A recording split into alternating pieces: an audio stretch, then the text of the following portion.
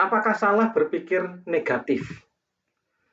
Kita sering ya mendengar suatu nasihat mungkin dari seorang motivator atau dari buku-buku psikologi populer. Dinasihatkan, ayo berpikir positif. Ayo melihat hikmah, kendala, kegagalan secara positif supaya punya harapan ke depan. Ya, intinya adalah melihat secara positif, positif, positif. Itu menjadi penekanan dalam banyak buku-buku motivasi semacam itu. Nah, yang jadi pertanyaan adalah apakah salah kita berpikir negatif? Ya, kan tidak mungkin kan orang berpikir positif terus ada kalanya negatif, positif negatif, positif negatif. Ya, hal yang wajar karena pikiran kita kondisinya juga berubah-ubah. Ya. Nah, saya akan menjawab pertanyaan itu dengan menjelaskan tentang mekanisme cara kerja pikiran kita. Ya, jadi manusia itu punya salah satu organ di otak yang namanya reticular activating system. Nah, ini menarik ya. Atau sering disebut RAS atau RAS. Kadang orang kalau supaya gampang ngomongnya ya. Apa ini si RAS ini? Ya, RAS ini adalah bagian dari otak yang sifatnya atau berfungsi untuk memfilter informasi. Bagaimana cara kerjanya? Jadi kalau kita dalam sehari-hari pasti menerima impuls ya, suatu informasi setiap detik itu banyak sekali melalui indera kita, penglihatan, sensorik, mungkin lewat kulit ya, bau-bauan, suara, semua itu kan sensor yang ada datanya. Kita terima informasi itu dan itu pasti disaring oleh si RAS ini. Kenapa kok perlu disaring ya? Karena kalau nggak disaring terlalu banyak informasi yang masuk sehingga otak kita akan kelabaan ya, terlalu banyak hal yang diproses. Gitu. Ya, kalau diumpamakan mungkin mesin gitu ya, terlalu banyak yang diproses mesinnya bisa panas ya, kurang lebih seperti itu. Nah, proses filtering ini ada dua mode ya, dua pendekatan. Yang pertama secara negatif dan positif. Yang negatif dulu ya. Yang negatif ini adalah mendeteksi informasi yang terkait dengan hal-hal yang berbahaya atau mengganggu kelangsungan hidup kita. Ya. Yang positif adalah mendeteksi hal-hal yang dibutuhkan atau menarik perhatian. Sesuatu yang eye-catching pasti kita tangkap dulu informasi itu, ya kan? Contoh misalkan iklan TV gitu ya, ada foto model. Nah, kita kenapa kok foto model selalu menarik, cantik? Ya, karena tujuannya adalah eye-catching sehingga orang melihat, ini tertarik ya mengenai pesan yang diberikan atau iklan yang diceritakan oleh si model itu soal belakangan. Yang penting menarik dulu sehingga orang memberikan perhatian lebih dulu. Setelah itu baru diberikan pesan-pesannya, iklannya dan segala macam. Contoh yang negatif adalah hal-hal yang berbahaya, misalkan sesuatu yang mengancam hidup kita. Kita akan, apa itu? Kita akan terkejut atau kaget, atau reaksi secara spontan, sifatnya refleks. Ya. Itu karena RAS ini memang berfungsi seperti itu. Jadi ada dua mode, ya, negatif dan positif. Nah, yang perlu diperhatikan bahwa dua mode ini, ya, ini terkait dengan kalau dalam bahasa umum disebut sebagai critical area. Ya. Setiap orang itu punya critical area dan itu dia akan memilih positif, negatif. Ya. Kalau misalkan ya nasihatnya disampaikan oleh orang yang tidak kita sukai, kita sudah negatif dulu. Ya, kita mendeteksi berbahaya, sesuatu yang mengancam ego kita. Ini termasuk filter secara negatif, sehingga pesan itu tidak kita terima. Orang itu mau ngomong sebagus apapun, semenarik apapun, semasuk akal apapun, kadang kita sudah denied ya, menolak lebih dulu.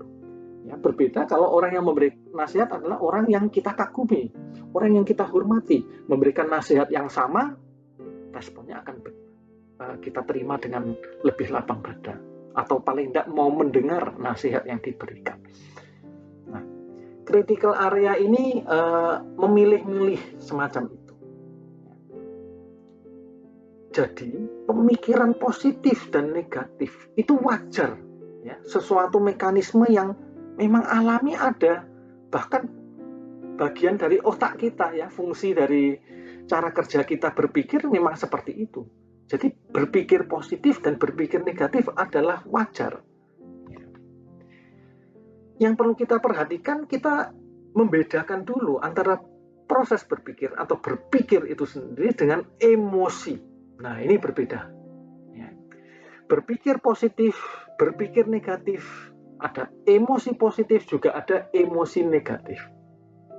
Berpikir positif adalah melihat dari sudut pandang yang positif. Ya. Berpikir negatif melihat sudut pandang yang negatif, dan itu wajar. Contoh.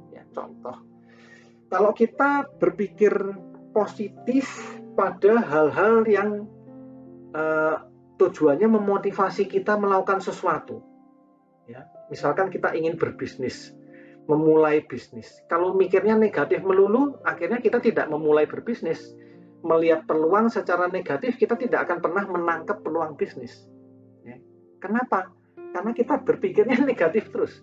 Artinya berpikir positif dan negatif ini tergantung konteksnya, kapan kita membutuhkan. Kalau kita memulai sesuatu butuh penggerak, butuh motivasi, butuh bahan bakar yang lebih, itu harus positif, ya, yang ditonjolkan. Tapi kalau kita bekerja, sudah tahu caranya, cara metodenya, aturan mainnya, lalu kita mengevaluasi ya, apa yang kita lakukan supaya next time bisa melakukan lebih bagus. Proses evaluasi diri ini berpikir negatif. Dia melihat setiap data, setiap fakta, dia verifikasi nih, kenapa kok bisa begini, kok begitu. Dia beranalisa semacam itu. Jadi berpikir positif dan negatif itu wajar, ya, tidak apa-apa, tergantung bagaimana kita secara proporsional melakukannya untuk bidang apa. Contoh bidang pekerjaan ya, kita ngomong bidang pekerjaan. Seorang detektif misalkan, seorang peneliti, seorang auditor ya, dalam memverifikasi data keuangan perusahaan misalkan, itu berpikir harus negatif. Kalau positif melulu ya nanti malah keuangan perusahaan tidak dikontrol dengan baik. Isinya positif, loss semua.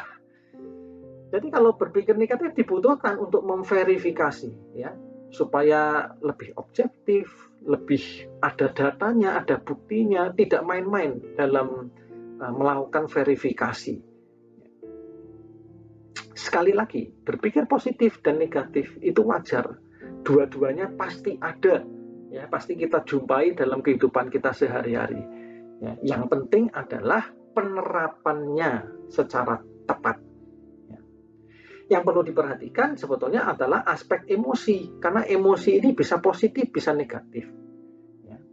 Kalau emosinya positif, kita happy, kita senang, kita bahagia, kita semangat, kita bisa take action lagi melakukan sesuatu. Ya, tapi bisa juga emosi ini negatif, marah-marah, jengkel, ya. Ada sesuatu yang mengancam diri kita, secara refleks mungkin kita punya respon yang lebih cepat, lama-lama menjadi tegang ya, apalagi kalau berkelanjutan terus. Emosi negatif ini bisa numpuk menjadi stres, kita lupa merilis stres itu ya, semakin tegang bisa depresi, akhirnya sesuatu yang menantang menjadi depresi, membuat kita kelabaan terus-terusan, akhirnya kita tidak bahagia dalam hidup.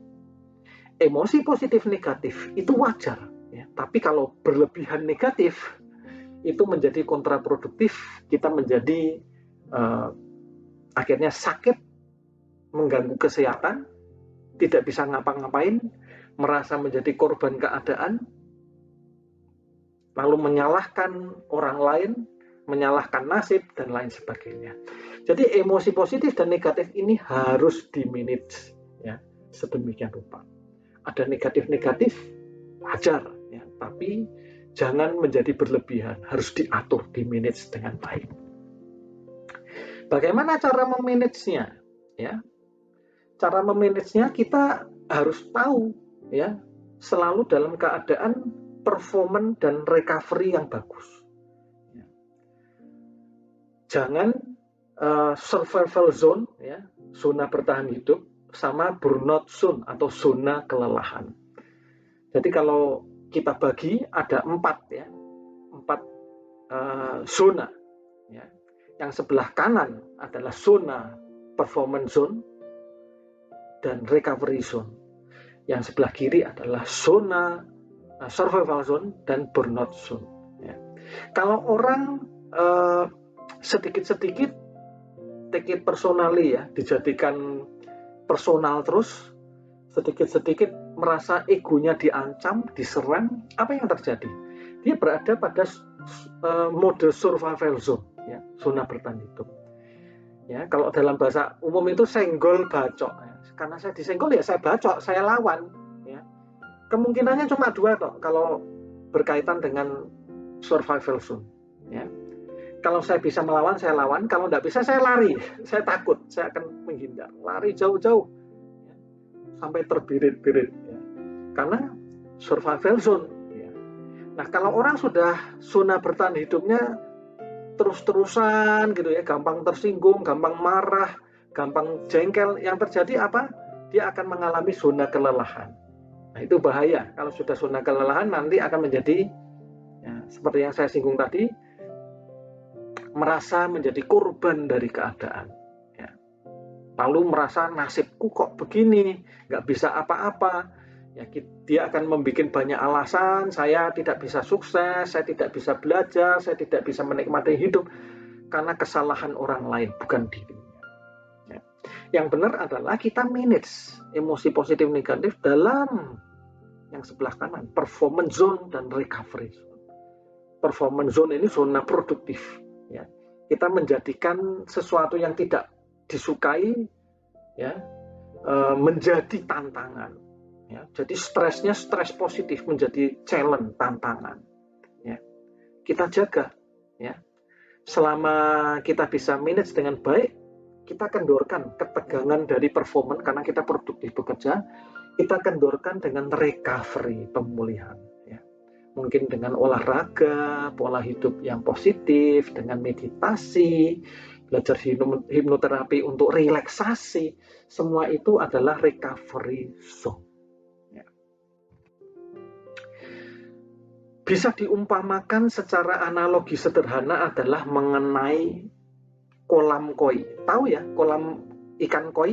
Ya, dalam suatu kolam itu biasanya kalau ikan koi itu bisa berkembang biak hidup dengan baik kalau kolamnya khusus. Ada apa? Biasanya gemericik air dan ada filternya. Ya. Filter itu apa? Ya, menjaga supaya lingkungan, ya, habitat ikan koi ini tetap sehat, memberikan kehidupan bagi ikan koi. Ya. Dan kalau diperhatikan ikan koi ini hidup di kolam yang ada positif negatif. Ya, termasuk kotorannya ikan koi ini juga dibuang di mana? Kalau kita kotoran misalkan mandi atau buang hajat, ada kamar mandinya, ada tempat khusus. Kalau ikan koi enggak, di tempat yang sama, di kolam yang sama, ya, dia harus hidup makan di situ, ya, buang kotoran juga di situ. Tapi kolam itu bisa menghidupi, bisa menjadi habitat yang baik bagi ikan koi. Kenapa? Karena ada filter yang bagus. Sama dengan diri kita. Ya, lingkungan kita positif negatif wajar. Ya, kita dipengaruhi hal-hal positif dan negatif itu wajar. Pikiran kita, emosi kita dalam merespon pun bisa positif dan negatif. Itu sangat wajar. Tapi yang penting adalah ada kecenderungan positif yang membuat kita terus produktif seperti ikan koi yang bisa hidup, ya, dalam habitat yang tepat. Sama dengan diri kita. Kita jaga emosi kita regulasi diri ini, kita atur diri ini, kita filter, ya, mengatur diri sendiri supaya tetap happy, tetap produktif, dan tetap bisa melakukan hal-hal yang terbaik dalam hidup kita. Ingat, kalau kita bisa melakukan hal yang terbaik dalam hidup kita, pasti, ya, hasilnya akan baik dan itu akan memberikan kesuksesan dan kebahagiaan dalam hidup.